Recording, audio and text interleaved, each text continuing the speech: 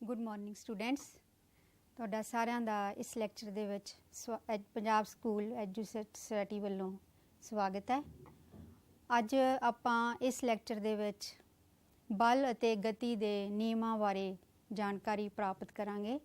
ਮੈਨੂੰ ਉਮੀਦ ਹੈ ਕਿ ਤੁਸੀਂ ਸਾਰੇ ਧਿਆਨ ਨਾਲ ਸੁਣੋਗੇ ਅਤੇ ਤੁਹਾਨੂੰ ਇਸ ਦਾ ਵੱਧ ਤੋਂ ਵੱਧ ਫਾਇਦਾ ਹੋਏਗਾ, ਕਿਉਂਕਿ ਪੇਪਰ ਵੀ ਨੇੜੇ ਆ ਰਹੇ ਨੇ ਅਤੇ ਮੈਨੂੰ ਉਮੀਦ ਹੈ ਕਿ ਤੁਸੀਂ ਇਸ ਦਾ ਵੱਧ ਤੋਂ ਵੱਧ ਫਾਇਦਾ ਉਠਾਓਗੇ। ਹਾਂ ਬੱਚਿਓ, ਅੱਜ ਆਪਾਂ ਸ਼ੁਰੂ ਕਰ ਰਹੇ ਹਾਂ ਬਲ ਅਤੇ ਗਤੀ ਦੇ ਨਿਯਮ। ਤੁਸੀਂ ਗਤੀ ਬਾਰੇ ਤਾਂ ਸੁਣਿਆ ਹੀ ਹੋਣਾ, ਅਤੇ ਹਰ ਚੀਜ਼ ਹੈ ਜਿਹੜੀ ਉਹ ਗਤੀ ਦੇ ਵਿੱਚ ਹੈ। ਹਰ ਵਸਤੂ ਬ੍ਰਹਿਮੰਡ ਦੇ ਵਿੱਚ ਗਤੀ ਦੇ ਵਿੱਚ ਹੈ। ਜਿਵੇਂ ਪੰਛੀ ਉੱਡ ਰਹੇ ਨੇ, ਮੱਛੀਆਂ ਤੈਰ ਰਹੀਆਂ ਨੇ, ਅਣੂ ਪਰਮਾਣੂ, ਗ੍ਰਹਿ, ਤਾਰੇ ਅਤੇ ਆਕਾਸ਼ ਗੰਗਾ, ਇਹ ਸਭ ਕੀ ਨੇ? ਇਹ ਗਤੀ ਦੇ ਵਿੱਚ ਹਨ। ਕੋਈ ਵੀ ਵਸਤੂ ਖੜੀ ਨਹੀਂ ਹੈ। ਹੁਣ ਆਪਾਂ ਧਰਤੀ 'ਤੇ ਖੜ੍ਹੇ ਹਾਂ, ਆਪਾਂ ਨੂੰ ਇਹ ਲੱਗ ਰਿਹਾ ਕਿ ਧਰਤੀ ਆਪਾਂ ਖੜ੍ਹੇ ਹਾਂ, ਪਰ ਐਕਚੁਅਲੀ ਆਪਾਂ ਵੀ ਗਤੀ ਦੇ ਵਿੱਚ ਹੀ ਹਾਂ।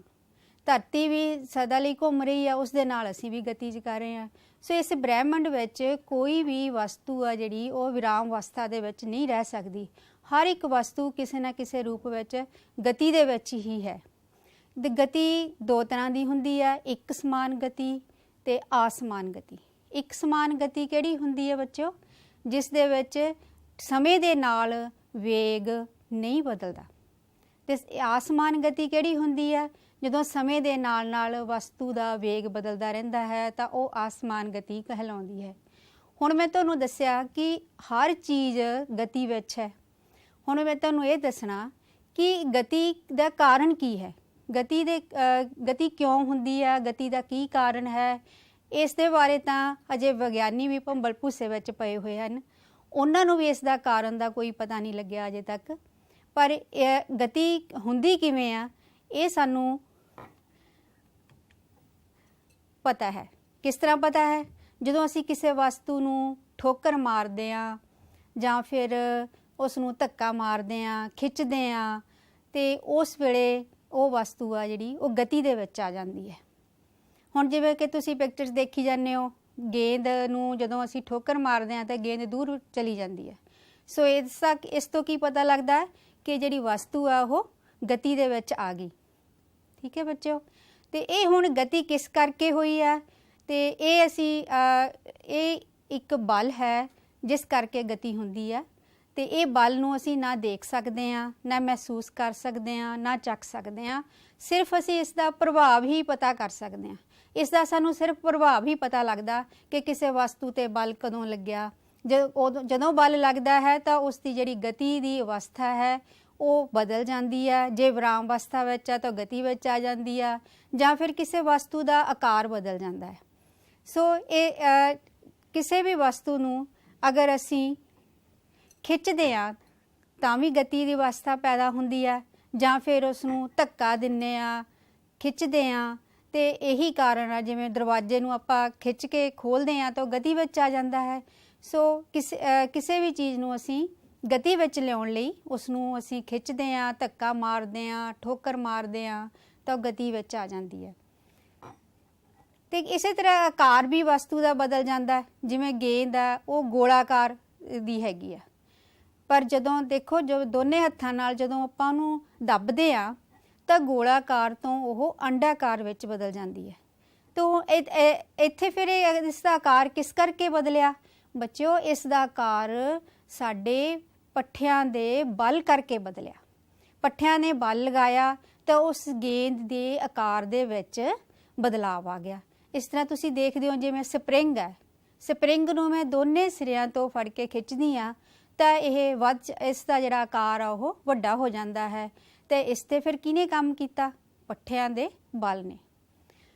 ਸੋ ਇਹ ਤੁਹਾਨੂੰ ਮੈਂ ਦੱਸਣਾ ਚਾਹਾਂਗੀ ਇੱਥੇ ਕਿ ਜਿਹੜਾ ਬਲ ਹੈ ਇਹ ਕਿਸੇ ਵੀ ਵਸਤੂ ਨੂੰ ਉਸਨੂੰ ਗਤੀ ਨੂੰ ਰੋਕਣ ਲਈ ਜਾਂ ਉਸ ਨੂੰ ਗਤੀਮਾਨ ਅਵਸਥਾ ਵਿੱਚ ਲਿਆਉਣ ਲਈ ਜਾਂ ਉਸ ਦਾ ਆਕਾਰ ਬਦਲਣ ਲਈ ਵਰਤਿਆ ਜਾਂਦਾ ਹੈ। ਸੋ ਅਸੀਂ ਬਲ ਦੀ ਜਿਹੜੀ ਹੈਗੀ ਆ ਡੈਫੀਨੇਸ਼ਨ ਉਹ ਯਾਦ ਕਰਨੀ ਆ। ਬਲ ਨੂੰ ਅੰਗਰੇਜ਼ੀ ਦੇ ਵਿੱਚ ਫੋਰਸ ਕਹਿੰਦੇ ਨੇ। ਫੋਰਸ इस नूं असीं जदों असीं कोई न्यूमेरिकल करते हैं तो असीं उहनूं कैपीटल F नाल पाउने आ।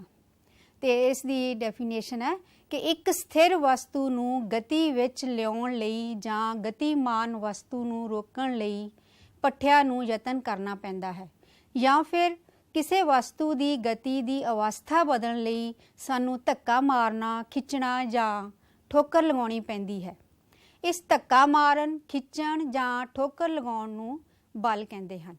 सो ये असीं बल की डेफिनेशन याद कर लैणी आ। फिर इस नूं असीं काहदे विच मापदे आ? बल नूं मीटर पर सैकेंड स्क्वायर, किलोग्राम मीटर पर सैकेंड स्क्वायर इसकी मात्रक है। हाँ बच्चों, बल आ जिहड़े दो तरह के हुंदे ने, संतुलित ते असंतुलित बल। संतुलित बल किहड़े हुंदे ने? जदों कोई वस्तु ते असीं विरोधी दिशावां दे विच इक्को जे बल लगदे हन तां वो वस्तु आ जिहड़ी ਉਹ गतिमान अवस्था विच नहीं आउंदी, तां उस वेले जिहड़े बल लग रहे हुंदे ने उन्हां नूं असीं संतुलित कहने आ। जदों किसी वस्तु ते असंतुलित बल लगदे ने तां एक बल जिहड़ा हैगा ਉਹ विरोधी बल नालों ज़्यादा हुंदा है, तां उस वेले जिहड़ी वस्तु आ ਉਹ गतिमान अवस्था दे विच आ जांदी आ, तां ਉਹ असंतुलित बल कहाउंदा है। जिवें कि तुसीं पिक्चर दे विच देख रहे हो कि एक बक्सा लैके ਉਹ ਬੱਚੇ ਉਸ ਨੂੰ ਧੱਕਾ लगा रहे ने, ਤਾਂ ਪਹਿਲਾਂ ਉਹ ਥੋੜ੍ਹਾ ਧੱਕਾ ਲਗਾਉਂਦੇ ਨੇ ਤਾਂ ਬਕਸਾ ਹਿੱਲਦਾ ਨਹੀਂ, ਕਿਉਂਕਿ ਇਸ ਦੇ ਵਿੱਚ ਇੱਕ ਤਾਂ ਧਕੇਲਣ ਬਲ ਕੰਮ ਕਰ ਰਿਹਾ ਹੈ, ਇੱਕ ਵਿਰੋਧੀ ਦਿਸ਼ਾ ਦੇ ਵਿੱਚ ਰਗੜ ਬਲ ਕੰਮ ਕਰ ਰਿਹਾ ਹੈ। ਸੋ ਰਗੜ ਬਲ ਤੇ ਧਕੇਲਣ ਬਲ ਦੋਨੇ ਆਪਸ ਦੇ ਵਿੱਚ ਬਰਾਬਰ ਹੋ ਗਏ ਤੇ ਉਹ ਬਕਸਾ ਜਿਹੜਾ ਹੈਗਾ ਗਤੀ ਵਿੱਚ ਨਹੀਂ ਆ ਰਿਹਾ, ਤਾਂ ਅਸੀਂ ਇਹ ਕਹਾਂਗੇ ਉਸ 'ਤੇ ਸੰਤੁਲਿਤ ਬਲ ਲੱਗ ਰਹੇ ਹਨ। ਤੇ ਦੂਸਰੀ ਅਵਸਥਾ ਦੇ ਵਿੱਚ ਦੇਖੋ, ਹੁਣ ਉਹਨਾਂ ਨੇ ਥੋੜ੍ਹਾ ਜਿਹਾ ਵੱਧ ਜ਼ੋਰ ਲਾਇਆ ਤੇ ਬਕਸਾ ਫਿਰ ਵੀ ਨਹੀਂ ਹਿੱਲਿਆ, ਤੇ ਇੱਥੇ ਵੀ ਰਗੜ ਬਲ ਉਨਾ ਹੀ ਵੱਧ ਗਿਆ ਜਿੰਨਾ ਕਿ ਧਕੇਲਣ ਬਲ ਵੱਧ ਲਗਾਇਆ। ਸੋ ਰਗੜ ਬਲ ਧਕੇਲਣ ਬਲ ਦੇ ਬਰਾਬਰ ਹੋ ਗਿਆ ਤੇ ਸੰਤੁਲਿਤ ਬਲ ਲੱਗਣ ਲੱਗ ਗਏ, ਜਿਸ ਕਰਕੇ ਬਕਸਾ ਗਤੀਮਾਨ ਅਵਸਥਾ ਵਿੱਚ ਨਹੀਂ ਆ ਰਿਹਾ। ਹੁਣ ਤੀਸਰੀ ਅਵਸਥਾ 'ਚ ਦੇਖੋ, ਹੁਣ ਬੱਚਿਆਂ ਨੇ ਹੋਰ ਜ਼ੋਰ ਨਾਲ ਧੱਕਾ ਲਾਇਆ ਤੇ ਬਕਸਾ ਗਤੀਮਾਨ ਅਵਸਥਾ ਦੇ ਵਿੱਚ ਆ ਗਿਆ, ਉਹ ਹਿੱਲਣਾ, ਉਸਨੇ ਹਿੱਲਣਾ ਸ਼ੁਰੂ ਕਰਤਾ। ਹੁਣ ਇਹਦੇ ਵਿੱਚ ਦੇਖੋ ਤੁਸੀਂ, ਇੱਕ ਧਕੇਲਣ ਬਲ ਹੈਗਾ ਤੇ ਇੱਕ ਰਗੜ ਬਲ, ਤੇ ਇਹਦੇ ਵਿੱਚ ਧਕੇਲਣ ਬਲ ਜਿਹੜਾ ਹੈ ਉਹ ਰਗੜ ਬਲ ਦੇ ਨਾਲੋਂ ਵੱਧ ਹੈ। ਇਸ ਕਰਕੇ ਜਿਹੜਾ ਬਕਸਾ ਹੈਗਾ ਉਹ ਹਿੱਲਣ ਲੱਗ ਗਿਆ, ਮਤਲਬ ਕਿ ਇਸ 'ਤੇ ਅਸੰਤੁਲਿਤ ਬਲ ਲੱਗ ਰਹੇ ਹਨ, ਜਿਸ ਕਰਕੇ ਜਿਹੜਾ ਬਕਸਾ ਹੈਗਾ ਉਹ ਗਤੀਮਾਨ ਅਵਸਥਾ ਦੇ ਵਿੱਚ ਆ ਗਿਆ।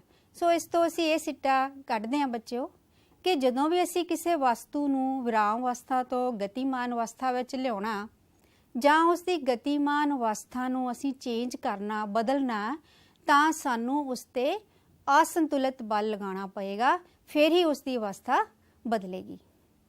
सो इस तरह नाल जे असीं आपां एक लक्कड़ दा मुੱਢ लै लीए ते उहनूं मेज़ दे उपर रख लीए, उहदे दोने सिरिਆਂ ते असीं रस्सियां बन लीए, ते जे खब्बे पासे नूं रस्सी खिच्चांगे तां ओह खब्बे पासे नूं तुरेगा, ते जे असीं सज्जे पासे नूं खिच्चांगे तां सज्जे पासे नूं तुरेगा।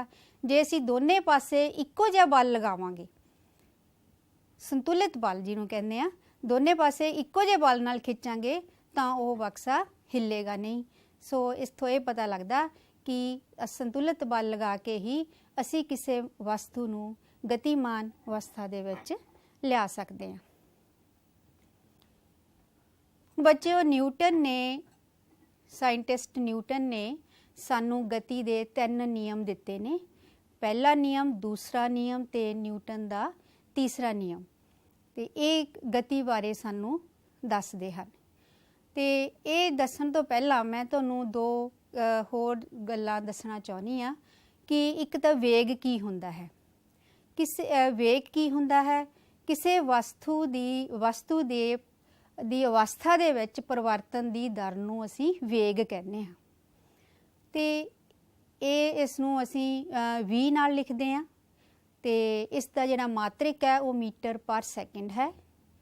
तो इस तरह दूसरी टर्म आ जिहड़ी दूसरी हैगी आ टर्म, वो हैगी आ प्रवेग। ਪ੍ਰਵੇਗ ਨੂੰ ਅਸੀਂ a ਨਾਲ ਲਿਖਦੇ ਹਾਂ, ਸਮੌਲ a ਨਾਲ।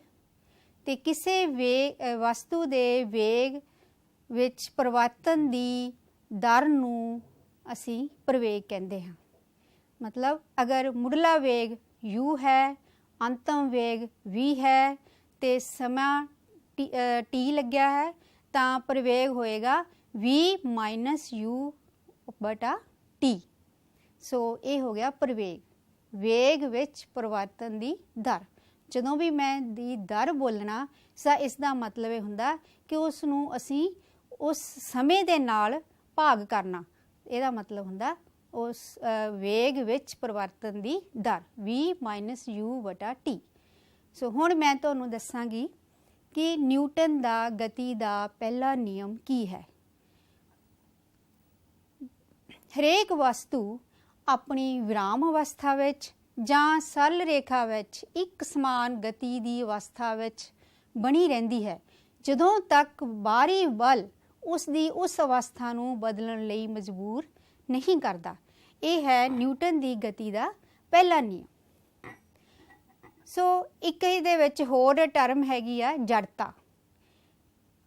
ਕਿਸੇ ਵੀ ਵਸਤੂ ਦੀ ਪ੍ਰਵਿਰਤੀ ਹੁੰਦੀ ਆ, ਉਸ ਦਾ ਗੁਣ ਹੁੰਦਾ ਹੈ ਕਿ ਉਹ ਆਪਣੀ ਮੁੱਢਲੀ ਅਵਸਥਾ ਵਿੱਚ ਰਹਿਣ ਦੀ ਪ੍ਰਵਿਰਤੀ ਰੱਖਦੀ ਹੈ। ਸੋ ਇਹ ਇੱਕ ਹਰੇਕ ਵਸਤੂ ਦਾ ਗੁਣ ਆ। ਜੇ ਉਹ ਵਿਰਾਮ ਅਵਸਥਾ ਵਿੱਚ ਪਈ ਆ ਤਾਂ ਉਹ ਵਿਰਾਮ ਅਵਸਥਾ ਦੇ ਵਿੱਚ ਰਹਿਣ ਦੀ ਕੋਸ਼ਿਸ਼ ਕਰਦੀ ਆ। ਜੇ ਉਹ ਗਤੀਮਾਨ ਅਵਸਥਾ ਦੇ ਵਿੱਚ ਹੈ ਤਾਂ ਉਹ ਗਤੀਮਾਨ ਅਵਸਥਾ ਵਿੱਚ ਰਹਿਣ ਦੀ ਕੋਸ਼ਿਸ਼ ਕਰਦੀ ਆ। ਵਸਤੂ ਦੇ ਇਸ ਗੁਣ ਨੂੰ ਅਸੀਂ ਜੜਤਾ ਕਹਿੰਦੇ ਹਾਂ। ਇਹੀ ਕਾਰਨ ਹੈ ਕਿ ਗਤੀ ਦੇ ਪਹਿਲੇ ਨਿਯਮ ਨੂੰ ਅਸੀਂ ਜੜਤਾ ਦਾ ਨਿਯਮ ਵੀ ਕਹਿੰਦੇ ਹਾਂ। ਸੋ ਜੜਤਾ ਦਾ ਨਿਯਮ ਤੇ ਪਹਿਲਾ ਨਿਯਮ ਨਿਊਟਨ ਦਾ, ਇਹ ਦੋਨੇ ਬਰਾਬਰ ਹਨ। ਬੱਚਿਓ, ਜਿਵੇਂ ਤੁਸੀਂ ਚਿੱਤਰ ਵਿੱਚ ਦੇਖ ਰਹੇ ਹੋ, ਇੱਕ ਦਰਖਤ ਹੈ, ਉਸ ਨੂੰ ਫਲ ਲੱਗਿਆ ਹੋਇਆ, ਤੇ ਜਦੋਂ ਅਸੀਂ ਉਹਨੂੰ ਹਲੂਣਾ ਦਿੰਨੇ ਆ ਤਾਂ ਉਸ ਦੀਆਂ ਜਿਹੜੀਆਂ ਟਾਹਣੀਆਂ ਨੇ ਉਹ ਗਤੀ ਦੇ ਵਿੱਚ ਆ ਜਾਂਦੀਆਂ ਨੇ ਤੇ ਫਲ ਆ ਜਿਹੜਾ ਨੀਚੇ ਡਿੱਗ ਜਾਂਦਾ ਹੈ। ਫਲ ਕਿਸ ਕਰਕੇ ਨੀਚੇ ਡਿੱਗਦਾ? ਕਿਉਂਕਿ ਜੜਤਾ ਦੇ ਗੁਣ ਕਾਰਨ ਫਲ ਨੇ ਆਪਣੀ ਪਹਿਲੀ ਵਿਰਾਮ ਅਵਸਥਾ ਵਿੱਚ ਹੀ ਰਹਿਣ ਦੀ ਕੋਸ਼ਿਸ਼ ਕਰਨੀ ਆ, ਜਦ ਕਿ ਜਿਹੜੀਆਂ ਟਾਹਣੀਆਂ ਨੇ ਉਹ ਗਤੀਮਾਨ ਅਵਸਥਾ ਦੇ ਵਿੱਚ ਆ ਗਈਆਂ, ਜਿਸ ਕਰਕੇ ਕੀ ਹੋਇਆ, ਫਲ ਸੀ ਜਿਹੜਾ ਟਾਹਣੀਆਂ ਨਾਲੋਂ ਅਲੱਗ ਹੋ ਗਿਆ ਤੇ ਉਹ ਨੀਚੇ ਡਿੱਗ ਗਿਆ।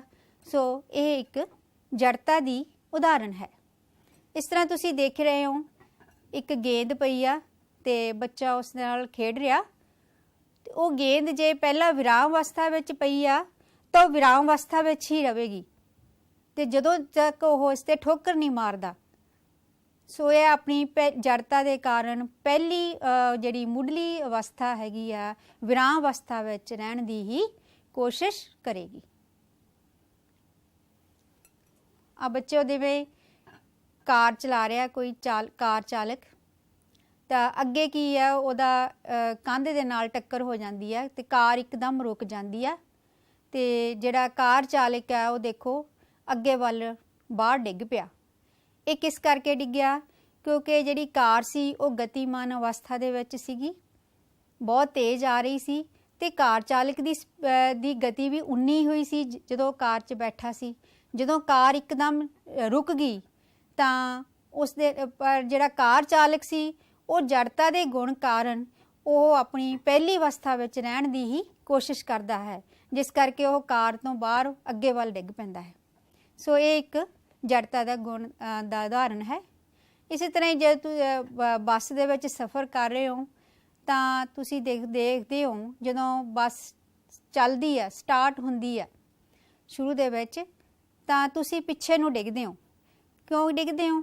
ਕਿਉਂਕਿ ਜੜਤਾ ਦੇ ਕਾਰਨ ਜਿਹੜਾ ਤੁਹਾਡੀ ਜਿਹੜਾ ਸਰੀਰ ਹੈ ਉਹ ਪਹਿਲੀ ਅਵਸਥਾ ਦੇ ਵਿੱਚ, ਵਿਰਾਮ ਅਵਸਥਾ ਵਿੱਚ ਹੀ ਰਹਿਣ ਦੀ ਕੋਸ਼ਿਸ਼ ਕਰਦਾ ਹੈ, ਪਰ ਤੁਹਾਡੇ ਜਿਹੜੇ ਪੈਰ ਨੇ ਉਹ ਬੱਸ ਦੇ ਨਾਲ ਛੂਹ ਰਹੇ ਹੈਗੇ, ਉਹ ਬੱਸ ਦੇ ਗਤੀ ਦੇ ਆਉਣ ਨਾਲ ਪੈਰ ਗਤੀ 'ਚ ਆ ਜਾਂਦੇ ਨੇ ਤੇ ਤੁਹਾਡਾ ਜਿਹੜਾ ਸਰੀਰ ਆ ਉੱਪਰੋਂ ਉਹ ਵਿਰਾਮ ਅਵਸਥਾ ਵਿੱਚ ਰਹਿਣ ਦੀ ਕੋਸ਼ਿਸ਼ ਕਰਦਾ ਹੈ, ਜਿਸ ਕਰਕੇ ਤੁਸੀਂ ਪਿੱਛੇ ਨੂੰ ਡਿੱਗ ਪੈਂਦੇ ਹੋ। ਤੇ ਇਸੇ ਤਰ੍ਹਾਂ ਹੀ ਜਦੋਂ ਬੱਸ ਰੁਕਦੀ ਆ, ਬ੍ਰੇਕ ਲੱਗਦੇ ਨੇ, ਤਾਂ ਉਸ ਵੇਲੇ ਉਲਟ ਹੁੰਦਾ ਹੈ। ਤੇ ਪਹਿਲਾਂ ਬੱਸ ਤੇ ਜੋ ਬੱਸ ਦੀ ਸਵਾਰੀ ਹੈ ਉਹ ਦੋਨੋਂ ਹੀ ਗਤੀਮਾਨ ਅਵਸਥਾ ਦੇ ਵਿੱਚ ਹੁੰਦੇ ਨੇ। ਉਹ ਬੱਸ ਦੀ ਗਤੀ ਦੇ ਨਾਲ ਹੀ ਚੱਲ ਰਹੇ ਹੁੰਦੇ ਨੇ। ਜਦੋਂ ਬੱਸ ਨੇ ਇੱਕਦਮ ਬ੍ਰੇਕ ਲਗਾਤੀ ਤਾਂ ਬੱਸ ਰੁਕ ਗਈ, ਤਾਂ ਤੁਹਾਡੇ ਪੈਰ ਵੀ ਬੱਸ ਨਾਲ ਛੂਹ ਰਹੇ ਨੇ, ਉਹ ਵੀ ਰੁਕ ਗਏ। ਪਰ ਜਿਹੜੀ ਉੱਪਰਲਾ ਜਿਹੜੀ ਸਾਰੀ ਬੋਡੀ ਹੈ ਤੁਹਾਡੀ, ਉਹ ਉਸੇ ਗਤੀਮਾਨ ਅਵਸਥਾ ਦੇ ਵਿੱਚ ਹੀ ਹੈ। ਇਸ ਕਰਕੇ ਤੁਸੀਂ ਜੜਤਾ ਦੇ ਗੁਣ ਕਾਰਨ ਅੱਗੇ ਵੱਲ ਨੂੰ ਡਿੱਗਦੇ ਹੋ। ਸੋ ਇਹ ਸਾਰੀਆਂ ਉਦਾਹਰਨਾਂ ਜੜਤਾ ਦੀਆਂ ਹਨ। ਸੋ ਇਸ ਤਰ੍ਹਾਂ ਤੁਸੀਂ ਚਿੱਤਰ ਵਿੱਚ ਦੇਖ ਰਹੇ ਹੋ, ਇੱਕ ਬਕਸਾ ਹੈ। ਇਸ ਦੇ ਵਿੱਚ ਪਹਿਲਾਂ ਇਹ ਵਿਰਾਮ ਅਵਸਥਾ ਵਿੱਚ ਹੈ, ਤਾਂ ਇਸੇ ਅਵਸਥਾ ਵਿੱਚ ਹੀ ਰਹਿਣ ਦੀ ਕੋਸ਼ਿਸ਼ ਕਰੂਗਾ। ਤੇ ਜਦੋਂ ਅਸੀਂ ਇਸ 'ਤੇ ਧੱਕਾ ਲਗਾਵਾਂਗੇ ਉਦੋਂ ਹੀ ਇਹ ਗਤੀ ਵਿੱਚ ਆਏਗਾ। ਸੋ ਅਸੀਂ ਧੱਕਾ ਲਾਉਣ ਤੋਂ ਬਿਨਾਂ ਕਿਸੇ ਵੀ ਵਸਤੂ ਨੂੰ ਉਸ ਦੀ ਪਹਿਲੀ ਪੋਜੀਸ਼ਨ ਤੋਂ ਨਹੀਂ ਹਿਲਾ ਸਕਦੇ। ਇਸੇ ਤਰ੍ਹਾਂ ਦੇਖੋ, ਇੱਕ ਲੜਕੀ ਆ, ਕਾਰ ਚਲਾ ਰਹੀ ਹੈ ਤੇ ਉਸਨੇ ਸੀਟ ਬੈਲਟ ਨਹੀਂ ਲਗਾ ਰੱਖੀ, ਜਿਵੇਂ ਚਿੱਤਰ ਵਿੱਚ ਦੇਖ ਰਹੇ ਹੋ। ਤੇ ਉਸਨੂੰ ਇੱਕਦਮ ਬ੍ਰੇਕ ਲਗਾਉਣੇ ਪੈ ਗਏ, ਤਾਂ ਉਹ ਦੇਖੋ ਸ਼ੀਸ਼ਾ ਤੋੜ ਕੇ ਉਸਦਾ ਸਿਰ ਬਾਹਰ ਵੱਲ ਆ ਗਿਆ। ਤੇ ਕਿਉਂ ਆ ਗਿਆ? ਕਿਉਂਕਿ ਕਾਰ ਵੀ ਪਹਿਲਾਂ ਬਹੁਤ ਤੇਜ਼ ਗਤੀ ਨਾਲ ਚੱਲ ਰਹੀ ਸੀ ਤੇ ਉਸਦੀ ਬੋਡੀ ਵੀ ਉਨੀ ਤੇਜ਼ ਗਤੀ ਨਾਲ ਜਾ ਰਹੀ ਸੀ। ਜਦੋਂ ਇੱਕਦਮ ਕਾਰ ਨੇ ਬ੍ਰੇਕ ਮਾਰ ਦਿੱਤੇ ਤਾਂ ਉਸ ਦੇ ਨਾਲ ਕੀ ਹੋ ਗਿਆ? ਕਾਰ ਤਾਂ ਵਿਰਾਮ ਅਵਸਥਾ 'ਚ ਆ ਗਈ, ਪਰ ਉਸ ਲੜਕੀ ਦੀ ਜੋ ਗਤੀ ਸੀ ਉਹ ਪਹਿਲਾਂ ਜਿੰਨੀ ਸੀ, ਜਿਸ ਕਰਕੇ ਉਹ ਅੱਗੇ ਵੱਲ ਨੂੰ ਡਿੱਗੀ।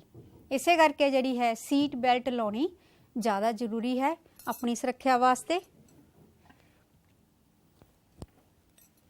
ਹੁਣ ਤੁਸੀਂ ਬੱਚਿਓ, ਇਹ ਸੀਗੀਆਂ ਸਾਰੀਆਂ ਹੈਗੀਆਂ ਜੜਤਾ ਦੀਆਂ ਉਦਾਹਰਨਾਂ।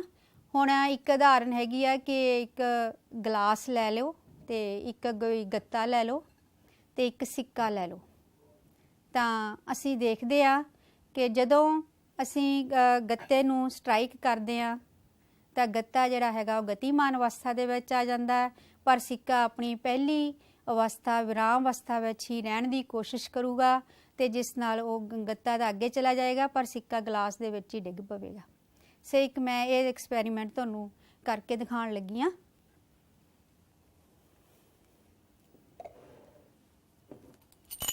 ਆ ਗਲਾਸ ਲੈ ਲਓ ਤੇ ਆ ਉੱਪਰ ਇੱਕ ਮੈਂ ਗੱਤੇ ਦਾ ਟੁਕੜਾ ਰੱਖ ਲਿਆ, ਥੋੜਾ ਜਿਹਾ ਸਖਤ ਹੋਣਾ ਚਾਹੀਦਾ। ਤੇ ਮੈਂ ਇੱਕ ਕੋਈ ਵੀ ਕੋਇਨ ਲੈ ਲਿਆ ਤੇ ਇਹਦੇ ਉੱਪਰ ਰੱਖਤਾ। ਹੁਣ ਮੈਂ ਕੀ ਕਰਾਂਗੀ, ਇਸ ਨੂੰ ਗੱਤੇ ਦੇ ਟੁਕੜੇ ਨੂੰ ਸਟਰਾਈਕ ਕਰਾਂਗੀ ਤਾਂ ਉਹ ਗਤੀਮਾਨ ਅਵਸਥਾ ਦੇ ਵਿੱਚ ਆ ਜਾਏਗਾ। ਪਰ ਸਿੱਕਾ ਉਹਦੇ ਉੱਪਰ ਜਿਹੜਾ ਹੈਗਾ ਉਹ ਜੜਤਾ ਦੇ ਗੁਣ ਕਾਰਨ ਆਪਣੀ ਪਹਿਲੀ ਅਵਸਥਾ ਵਿਰਾਮ ਅਵਸਥਾ ਵਿੱਚ ਹੀ ਰਹਿਣ ਦੀ ਕੋਸ਼ਿਸ਼ ਕਰੂਗਾ। ਤੇ ਦੇਖਿਓ, ਤੇ ਉਹ ਫਿਰ ਵਿੱਚ ਡਿੱਗ ਪਵੇਗਾ। ਦੁਬਾਰਾ ਕਰਦੀ ਹਾਂ ਮੈਂ।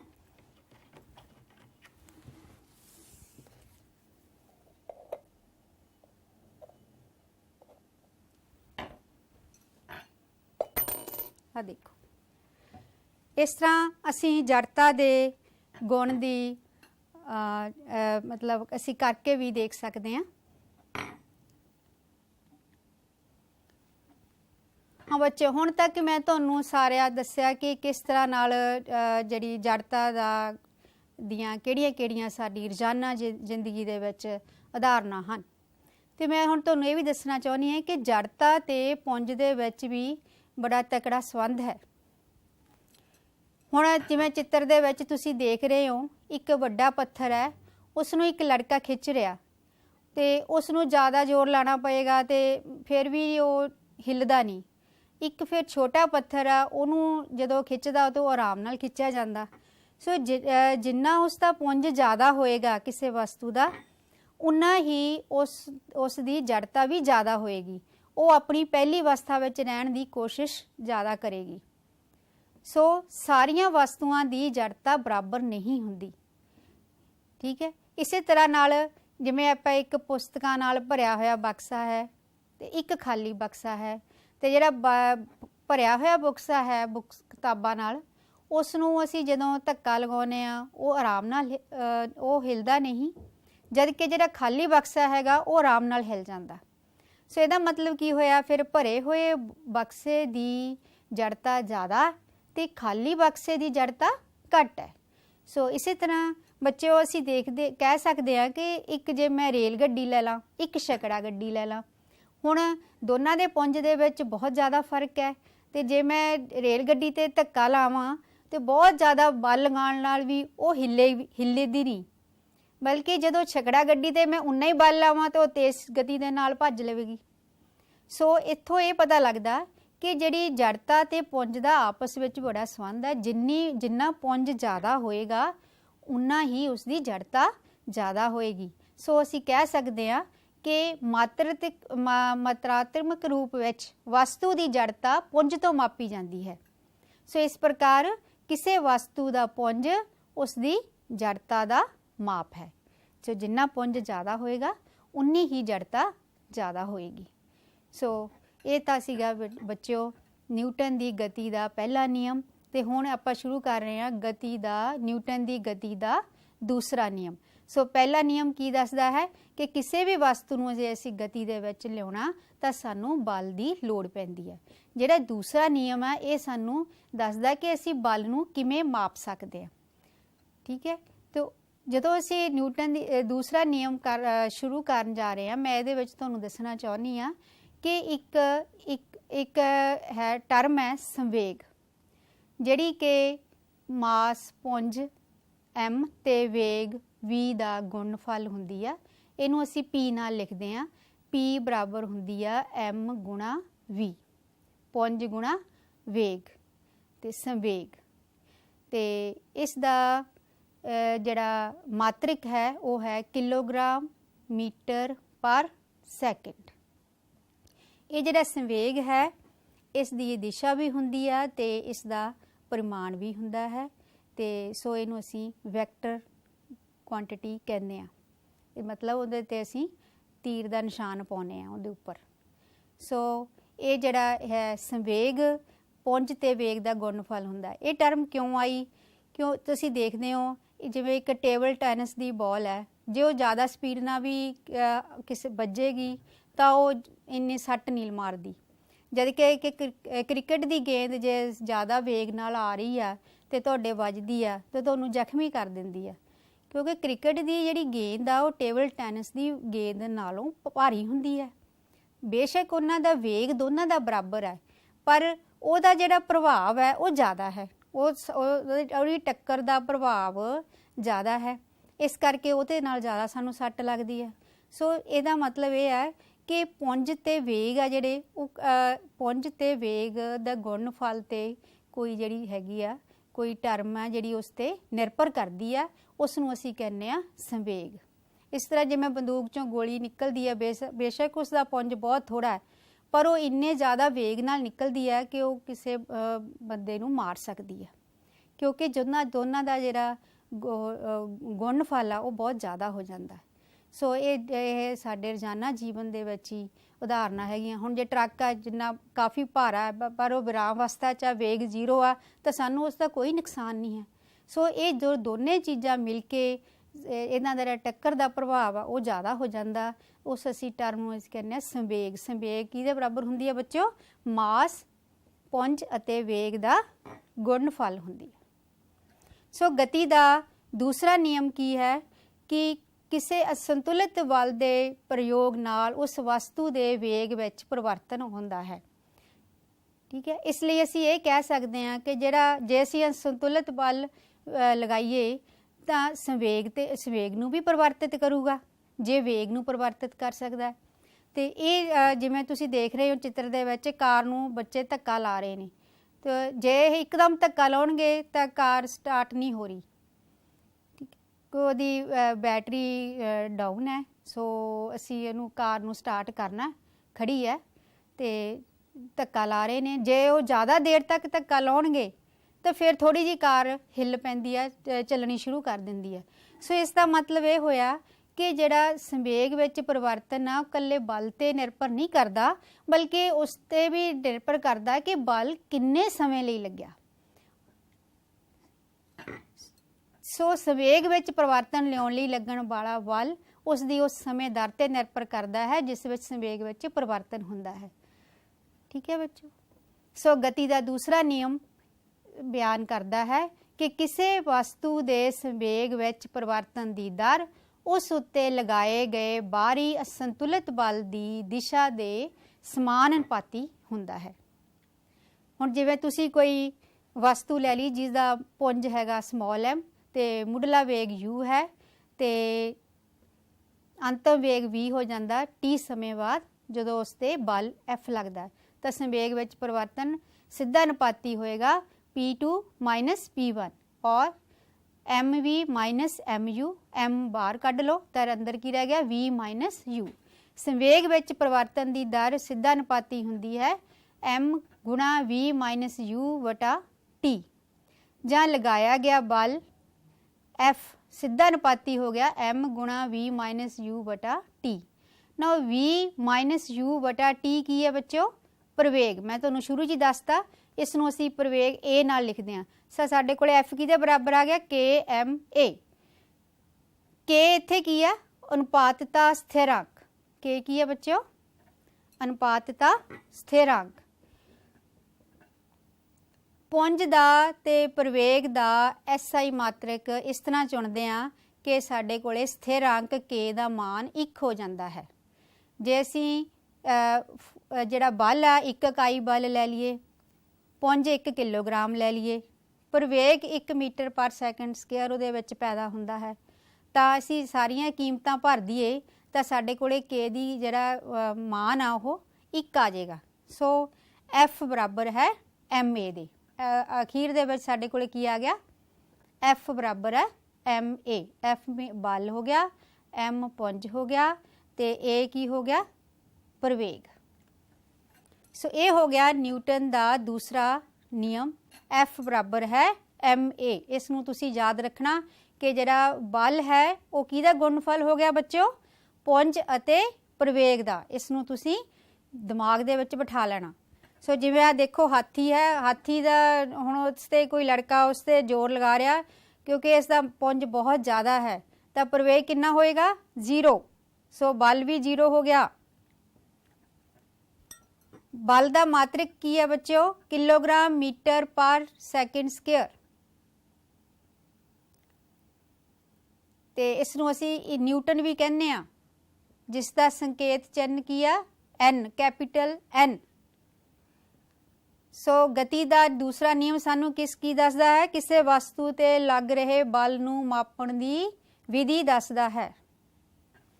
ਨਿਊਟਨ ਦੇ ਦੂਸਰੇ ਗਤੀ ਨਿਯਮ ਦੀਆਂ ਸਾਡੀ ਰੋਜ਼ਾਨਾ ਜ਼ਿੰਦਗੀ ਦੇ ਵਿੱਚ ਬਹੁਤ ਸਾਰੀਆਂ ਉਦਾਹਰਨਾਂ ਹਨ। ਜਿਵੇਂ ਤੁਸੀਂ ਕ੍ਰਿਕਟ ਦਾ ਮੈਚ ਦੇਖਦੇ ਹੋ ਤਾਂ ਕੀ ਦੇਖਦੇ ਹੋ? ਜਦੋਂ ਕ੍ਰਿਕਟਰ ਗੇਂਦ ਨੂੰ ਪਕੜਦਾ ਹੈ ਤਾਂ ਉਹ ਗੇਂਦ ਦੇ ਨਾਲ ਆਪਣੇ ਹੱਥ ਪਿੱਛੇ ਵੱਲ ਲੈ ਜਾਂਦਾ ਹੈ, ਜਿਵੇਂ ਕਿ ਚਿੱਤਰ ਵਿੱਚ ਦਿਖਾਇਆ ਗਿਆ। ਇਸ ਦੇ ਨਾਲ ਕੀ ਹੁੰਦਾ ਕਿ ਉਹ ਉਸ ਸਮੇਂ ਨੂੰ ਵਧਾ ਦਿੰਦਾ ਹੈ ਜਿਸ ਸਮੇਂ ਦੇ ਵਿੱਚ ਗੇਂਦ ਦਾ ਜਿਹੜਾ ਅੰਤਮ ਵੇਗ 0 ਹੋ ਜਾਵੇ। ਤਾਂ ਇਸ ਦੇ ਨਾਲ ਕੀ ਹੋਇਆ? ਸਮਾਂ ਵੱਧ ਗਿਆ ਤਾਂ ਸੰਵੇਗ ਵਿੱਚ ਪਰਿਵਰਤਨ ਦੀ ਦਰ ਘਟ ਗਈ, ਤਾਂ ਬਲ ਵੀ ਘਟ ਗਿਆ। ਤਾਂ ਇਟ ਮੀਨਸ ਜਦੋਂ ਬਲ ਘਟ ਗਿਆ ਤਾਂ ਉਹ ਘੱਟ ਬਲ ਦੇ ਨਾਲ ਗੇਂਦ ਹੱਥਾਂ ਨੂੰ ਛੂਵੇਗੀ, ਜਿਸ ਕਰਕੇ ਸੱਟ ਲੱਗਣ ਤੋਂ ਬਚਾਅ ਹੋ ਜਾਏਗਾ। ਪਰ ਅਗਰ ਇਹ ਉੱਪਰੋਂ ਹੀ ਗੇਂਦ ਨੂੰ ਫੜਦਾ ਹੈ ਤਾਂ ਉਹਦੇ ਨਾਲ ਕੀ ਹੋਏਗਾ? ਜਿਹੜਾ ਸਮਾਂ ਹੈ ਵੇਗ ਨੂੰ 0 ਕਰਨ ਦਾ ਉਹ ਘਟ ਜਾਂਦਾ, ਤਾਂ ਸੰਵੇਗ ਵਿੱਚ ਪਰਿਵਰਤਨ ਦੀ ਦਰ ਵੱਧ ਗਈ, ਤਾਂ ਬਲ ਵੀ ਵੱਧ ਗਿਆ। ਸੋ ਜ਼ਿਆਦਾ ਬਲ ਦੇ ਨਾਲ ਉਹ ਹੱਥਾਂ ਨੂੰ ਛੂਏਗੀ ਤਾਂ ਉਸਦੇ ਸੱਟ ਲੱਗੇਗੀ। ਇਸੇ ਤਰ੍ਹਾਂ ਤੁਸੀਂ ਦੇਖਦੇ ਹੋ ਕਿ ਜਦੋਂ ਅਸੀਂ ਉੱਚੀ ਛਲਾਂਗ ਮਾਰਦੇ ਆ ਤਾਂ ਉਹਦੇ ਲਈ ਕੁਸ਼ਨ ਦੇ ਗੱਦੇ ਜਾਂ ਰੇਤ ਦੇ ਗੱਦੇ ਰੱਖੇ ਜਾਂਦੇ ਨੇ। ਉਹਦੇ ਨਾਲ ਕੀ ਹੁੰਦਾ? ਉਹ ਜਦੋਂ ਛਾਲ ਮਾਰੀ ਜਾਂਦੀ ਆ ਤਾਂ ਉਸ ਦਾ ਜਿਹੜਾ ਸਮਾਂ ਹੈ ਉਹ ਵੱਧ ਜਾਂਦਾ ਹੈ, ਰੁਕਣ ਦਾ ਸਮਾਂ, ਜਿਸ ਕਰਕੇ ਸੰਵੇਗ ਵਿੱਚ ਪਰਿਵਰਤਨ ਦੀ ਦਰ ਘਟ ਜਾਂਦੀ ਹੈ ਤੇ ਬਲ ਘਟ ਜਾਂਦਾ ਹੈ। ਘੱਟ ਬਲ ਨਾਲ ਡਿੱਗਦੇ ਆ ਤਾਂ ਸਾਡੇ ਸੱਟ ਘੱਟ ਲੱਗਦੀ ਹੈ। ਜੇ ਪੱਕੇ ਫਰਸ਼ ਤੇ ਡਿੱਗਾਂਗੇ ਬੇਟੇ ਤੇ ਫਿਰ ਸੱਟ ਜ਼ਿਆਦਾ ਲੱਗੂਗੀ, ਕਿਉਂਕਿ ਸਾਨੂੰ ਰੁਕਣ ਲਈ ਜਿਹੜਾ ਸਮਾਂ ਸੀ ਉਹ ਘੱਟ ਲੱਗਿਆ। ਜੇ ਘੱਟ ਲੱਗੂਗਾ ਸੰਵੇਗ ਵਿੱਚ ਪਰਿਵਰਤਨ ਦਰ ਵੱਧ ਜੂਗੀ ਤੇ ਬਲ ਵੀ ਵੱਧ ਜੂਗਾ। ਹਾਂ, ਇਹ ਬੱਚੇ ਸੀਗਾ ਸਾਡੇ ਨਿਊਟਨ ਦੇ ਗਤੀ ਦੇ ਨਿਯਮ ਦੀਆਂ ਜ਼ਿੰਦਗੀ ਦੇ ਵਿੱਚ ਉਦਾਹਰਨਾਂ। ਤੇ ਜਿਹੜਾ ਗਤੀ ਦਾ ਜਿਹੜਾ ਦੂਸਰਾ ਨਿਯਮ ਹੈ, ਇਸ ਤੋਂ ਅਸੀਂ ਪਹਿਲਾ ਨਿਯਮ ਵੀ ਕੱਢ ਸਕਦੇ ਹਾਂ। ਆ ਦੇਖੋ ਜਿਵੇਂ ਚਿੱਤਰ ਦੇ ਜਿਵੇਂ ਤੁਹਾਨੂੰ ਮੈਂ ਦਿਖਾਇਆ ਕਿ ਜਿਵੇਂ ਫੋਰਸ ਕਿਹਦੇ ਬਰਾਬਰ ਹੁੰਦੀ ਆ? ਪੁੰਜ ਗੁਣਾ ਪ੍ਰਵੇਗ। ਬਲ ਕਿਹਦੇ ਬਰਾਬਰ ਆ? ਪੁੰਜ ਗੁਣਾ प्रवेग F बराबर है ma। ये की है न्यूटन का दूसरा नियम। तो ए की जगह ते असी पुट कर दो प्रवेग की कीमत पुट कर दो v माइनस यू बटा टी। तो फिर अगे इनू देखो ये m v minus m u बटा टी हो गया। नाओ जे हुण आपां बल नू जीरो पुट कर दिए तो सज्जे पासे भी जीरो हो जाएगा। जे खब्बे पासे जीरो कर दिए तो सज्जे पासे जीरो हो गया, तो m v minus m u zero हो गया, तो एम वी बराबर एम यू दे हो गया और वी बराबर यू दे हो गया। सो यही न्यूटन का पहला नियम है कि अगर असी किसी वस्तु ते बल नहीं लगाते, असंतुलित बाहरी बल नहीं लग रहा, तो वह अपनी पहले जे गतिमान अवस्था में है तो उस रहेगी। जे असी यू नू जीरो पुट कर दिए तो वी भी जीरो हो गया, मतलब जे वो विराम अवस्था में पई है तो विराम अवस्था पएगी रहेगी। सो इस तरह नाल न्यूटन के दूसरे गति नियम तो असी पहला भी कढ़ सकते हैं। सो बच्चों एक देखो एक स्क्रीन ते एक कार है जिमें 1000 किलोग्राम ਇਹਦਾ ਪੁੰਜਾ ਤੇ ਕਿੰਨੇ ਪ੍ਰਵੇਗ ਨਾਲ ਚੱਲ ਰਹੀ ਹੈ 0.05 मीटर पर सेकंड ਪ੍ਰਵੇਗ ਨਾਲ ਚੱਲ ਰਹੀ ਆ। ਤਾਂ ਇਸ ਤੇ ਕਿੰਨਾ ਬਲ ਲੱਗਿਆ, ਦੋਨਾਂ ਨੂੰ ਗੁਣਾ ਕਰ ਦੋ ਤਾਂ ਸਾਡੇ ਕੋਲੇ 50 न्यूटन आ जाएगा। सो इस तरह उसका थले एक होर कार है जिसका पुंज ज़्यादा कितना हो गया वह 2000 किलोग्राम, तो फिर उस ते कितना बल लग गया 100 न्यूटन। बच्चों हुण आपां करदे हां न्यूटन की गति का तीसरा नियम। तीसरा नियम की है कि जदों एक वस्तु दूजी वस्तु ते बल लगाउंदी आ तो दूजी वस्तु भी उसे समय पहली वस्तु ते बल लगाउंदी है। ये दोनों बल मात्रा विच हमेशा बराबर परंतु दिशा विच उल्ट हुंदे हन। इसका भाव है कि बल दो वख-वख वस्तुओं ते लगते हैं। इनू असी सधारण तरीके नाल गति के तीसरे नियम नू याद कर सकते हैं कि हरेक क्रिया के बराबर परंतु उस दे उल्ट दिशा दे विच प्रतिक्रिया हुंदी है। सो सानू ये याद रखना चाहिए कि क्रिया ते प्रतिक्रिया हमेशा दो वख-वख वस्तुओं ते काम करदियां हन। जिवें कि चित्र विच मैं दिखाया देखो बच्चों, तो एक किश्ती है, एक मलाह आ, तो जिहड़ा हैगा जदों उहने बाहर छाल मारनी आ ओहदी क्रिया होगी, तो बिल्कुल इस दे उल्ट किश्ती ते प्रतिक्रिया लगी तो किश्ती पानी दे विच नूं अंदर वल धक्की जाएगी। इस तरह जिवें आ देखो गुब्बारा है चित्र दे विच, इहदे विच जिहड़ियां गैसां ने वो थल्ले वल नूं डिग रहीआं ने, वो क्रिया होगी, तो इस दे इहदी प्रतिक्रिया नाल जिहड़ा गुब्बारा हैगा ਉਹ ਉੱਪਰ ਵੱਲ ਨੂੰ ਜਾ ਰਿਹਾ ਹੈ। ਸੋ ਇਹ ਦੋਨੇ ਕਿਰਿਆ ਤੇ ਪ੍ਰਤੀਕਿਰਿਆ ਅਲੱਗ-ਅਲੱਗ ਵਸਤੂਆਂ ਤੇ ਲੱਗ ਰਹੀਆਂ ਨੇ। ਇਸ ਤਰ੍ਹਾਂ ਤੁਸੀਂ ਦੇਖਦੇ ਹੋ ਆਪਾਂ ਜਦੋਂ ਤੁਰਦੇ ਆ ਤੇ ਇਸ ਵਿੱਚ ਵੀ ਕਿਰਿਆ ਤੇ ਪ੍ਰਤੀਕਿਰਿਆ ਹੀ ਕੰਮ ਕਰਦੀਆਂ ਨੇ, ਸਾਡੇ ਪੱਠੇ ਨਹੀਂ ਕੰਮ ਕਰਦੇ। ਜਦੋਂ ਅਸੀਂ ਪੈਰ ਦੇ ਨਾਲ ਜ਼ਮੀਨ ਨੂੰ ਪਿੱਛੇ ਨੂੰ ਧੱਕਦੇ ਆ ਉਹ ਸਾਡੀ ਕਿਰਿਆ ਹੋਗੀ, ਤੇ ਉਸ ਦੇ ਉਲਟ ਜ਼ਮੀਨ ਨੇ ਸਾਡੇ ਪੈਰ ਤੇ ਪ੍ਰਤੀਕਿਰਿਆ ਕਰਨੀ ਆ ਜਿਸ ਦੇ ਨਾਲ ਅਸੀਂ ਅੱਗੇ ਵੱਲ ਨੂੰ ਚੱਲਣਾ। आ देखो जे मैं पहियां वाली गड्डी ते पैर रख लिया तो इस दे विच प्रतिक्रिया जीरो होगी। क्रिया तो मैं लाई, प्रतिक्रिया जीरो होगी, इस करके मैं डिग पूंगी, अगे नहीं जा सकती। क्यों?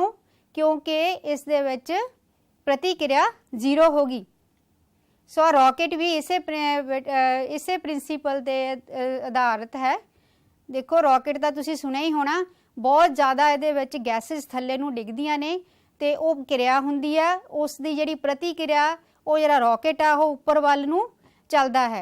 सो ये दोने अलग अलग वस्तुओं ते लगियां क्रिया ते प्रतिक्रिया। इस ते आ देखो जिवें पंछी उड़दे ने, ये भी न्यूटन के तीसरे नियम की उदाहरण है। तुसीं देखो कोई स्विमर है तैर रहा, ये भी न्यूटन के तीसरे गति की उदाहरण है। असीं हत्थां पैरां नाल पानी नूं पिछे नूं धक्कदे हां, वो क्रिया है, तो साडा जिहड़ा बॉडी है वो अगे वल तैरदी है, वो उसकी प्रतिक्रिया होगी। इस तरह बंदूक दे विचों गोली चलती है, वो भी क्रिया ते प्रतिक्रिया की उदाहरण है। तोप है, तोप का गोला चलता है, भी क्रिया प्रतिक्रिया का उदाहरण है। सो बच्चों तो ये असी न्यूटन के तिन्ने नियम कर लिया।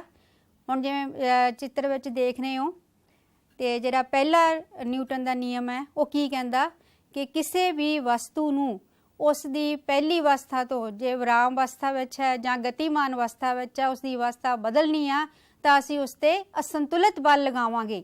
तो दूसरा लॉ की कहता है कि ਕਿਸੇ ਵਸਤੂ ਤੇ ਅਸੀਂ ਅਗਰ ਸਤੁਲਤ ਬਲ ਲਗਾਉਂਦੇ ਆ ਤਾਂ ਉਹ ਬਲ ਨੂੰ ਅਸੀਂ ਕਿਸ ਤਰ੍ਹਾਂ ਮਾਪ ਸਕਦੇ ਆ? ਬਲ ਬਰਾਬਰ ਹੁੰਦਾ ਪੁੰਜ ਗੁਣਾ ਪ੍ਰਵੇਗ, ਜਾਂ ਅਸੀਂ ਕਹਿ ਸਕਦੇ ਆ ਕਿ ਵਸਤੂ ਵਿੱਚ ਸੰਵੇਗ ਦੇ ਜਿਹੜਾ ਲਗਾਇਆ ਗਿਆ ਬਲ ਹੈ ਉਹ ਸੰਵੇਗ ਵਿੱਚ ਪਰਿਵਰਤਨ ਦੀ ਦਰ ਦੇ ਸਿੱਧਾ ਅਨੁਪਾਤੀ ਹੁੰਦਾ ਹੈ। ਨਿਊਟਨ ਦਾ ਤੀਸਰਾ ਲਾਅ ਕੀ ਦੱਸਦਾ ਹੈ ਕਿ ਹਰੇਕ ਕਿਰਿਆ ਦੇ ਉਲਟ ਪ੍ਰਤੀਕਿਰਿਆ ਹੁੰਦੀ ਹੈ ਤੇ ਇਹ ਕਿਰਿਆ ਤੇ ਪ੍ਰਤੀਕਿਰਿਆ ਅਲੱਗ-ਅਲੱਗ ਵਸਤੂਆਂ ਤੇ ਲੱਗਦੀਆਂ ਹਨ। ਇਹ ਬੱਚੋ ਸੀਗੇ ਜੋ ਮੈਂ ਅੱਜ ਕਰਵਾਏ ਨੇ ਨਿਊਟਨ ਦੇ ਤਿੰਨੇ ਨਿਯਮ। ਮੈਨੂੰ ਉਮੀਦ ਹੈ ਕਿ ਤੁਸੀਂ ਸਾਰਿਆਂ ਨੇ ਬਹੁਤ ਧਿਆਨ ਨਾਲ ਸੁਣਿਆ ਹੋਵੇਗਾ ਤੇ ਤੁਹਾਡੇ ਬਹੁਤ ਫਾਇਦੇਮੰਦ ਰਹੇਗਾ, ਕਿਉਂਕਿ ਇਹੀ ਜਿਹੜਾ ਹੈਗਾ ਨਿਊਟਨ ਦੇ ਲਾਜ਼ ਤੁਹਾਡੇ +1 ਦੇ ਸਿਲੇਬਸ ਵਿੱਚ ਵੀ ਆਉਣਗੇ। ਤੇ ਬਹੁਤ ਬਹੁਤ ਧੰਨਵਾਦ।